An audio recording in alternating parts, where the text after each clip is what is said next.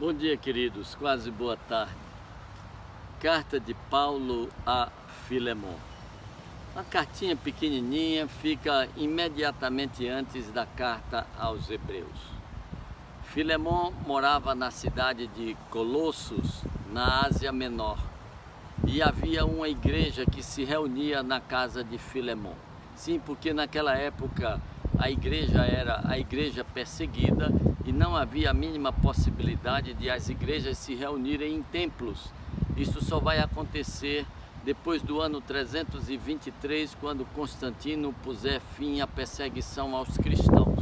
Até lá, a igreja se reúne na casa das pessoas. É por isso que sempre que Paulo escreve uma carta, ele manda saudação à igreja que se reúne na casa de Áquila e Priscila, saudações à igreja que se reúne na casa de Ninfa, saudações à igreja que se reúne na casa de Filemon, cuja esposa se chamava Áfia e cujo filho se chamava Arquipo.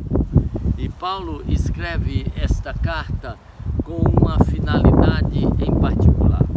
É que Filemon tivera um escravo chamado Onésimo, e este escravo fugira de Filemon e, ao que tudo indica, lhe dera prejuízo. Não sabemos exatamente como, se ele havia retirado algum dinheiro, roubado algum dinheiro, até mesmo para custear a sua fuga.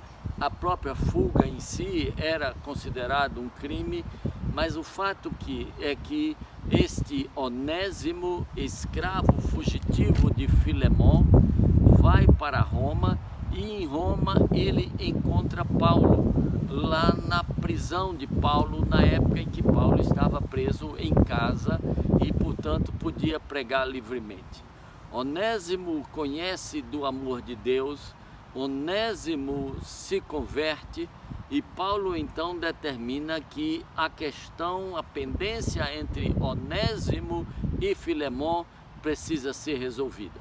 E ele envia Onésimo de volta a Filemon, que era por direito o seu dono.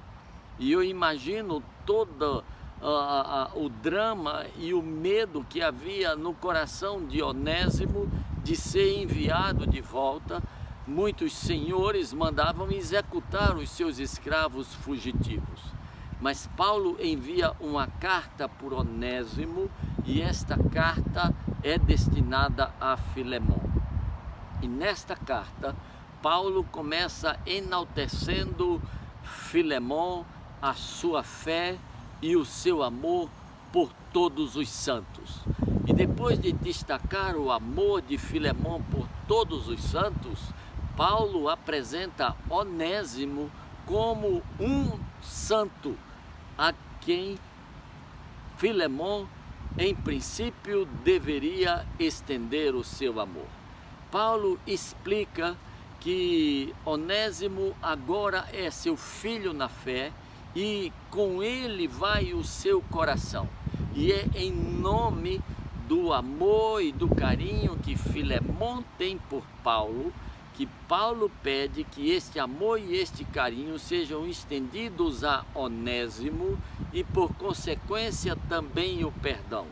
E Paulo pede que Filemon receba Onésimo, não agora como um escravo devolvido, mas agora como um irmão em Cristo.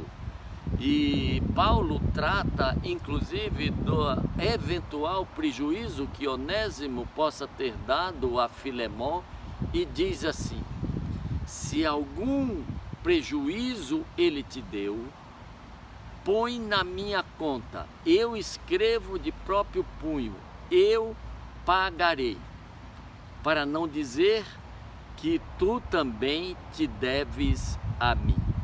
Eu gosto dessa carta, queridos. Eu gosto desses dois personagens, Onésimo e Filemon. Onésimo é alguém que precisa ser perdoado. Filemon é alguém que precisa conceder um perdão. Sabe, na vida, todos nós temos os nossos dias de Onésimo, precisando ser perdoados. Todos nós temos o nosso dia de Filemon, precisando liberar perdão a alguém. Porque nessa vida todos nós somos magoados por alguém, somos injustiçados por alguém, recebemos afronta de alguém e precisamos liberar perdão para estas pessoas. Mas igualmente, todos nós também precisamos pedir perdão porque machucamos alguém, às vezes com uma palavra, às vezes com um silêncio, com uma omissão, às vezes de forma consciente, às vezes até de forma inconsciente. Eu lembro um dia eu preguei numa igreja congregacional lá em Campina Grande, e quando terminei de pregar, uma senhora aproximou-se de mim e disse: posso falar com o senhor? Eu disse: pois não. Ela disse: faz 10 anos que eu lhe odeio, mas hoje Deus tocou no meu coração e eu estou liberando perdão para o Senhor. Eu disse: minha irmã, graças a Deus que Deus tocou no seu coração e a irmã está me perdoando e eu aceito esse perdão. Mas para evitar que eu magoe outra pessoa, me diga, minha irmã, o que foi que eu fiz com você? E então ela disse: há 10 anos atrás um filho meu se acidentou, estava internado na UTI do hospital e eu cheguei lá desesperada com o meu filho que estava na UTI. O senhor ia saindo na porta da UTI, eu perguntei pelo meu filho e o senhor disse que eu teria que falar com a enfermeira. Eu disse: minha irmã, em 40 anos como médico, eu nunca trabalhei numa UTI. Se a irmã me viu saindo de uma porta de UTI, é porque eu deveria ter ido lá visitar algum paciente ou conversar com o médico da UTI, mas eu não tinha nenhum conhecimento de quem estava internado, como essa pessoa estava passando, e eu não tinha a mínima condição de lhe dar qualquer informação sobre o seu filho. Sabe, querido, talvez hoje você seja Filemon, precisando perdoar alguém. Talvez amanhã você seja Onésimo, precisando ser perdoado. Que Deus te abençoe e que nas duas situações o Espírito Santo te conduza ao perdão, à reconciliação, para que o nome de Deus seja glorificado. Tenha um bom domingo. Deus te abençoe.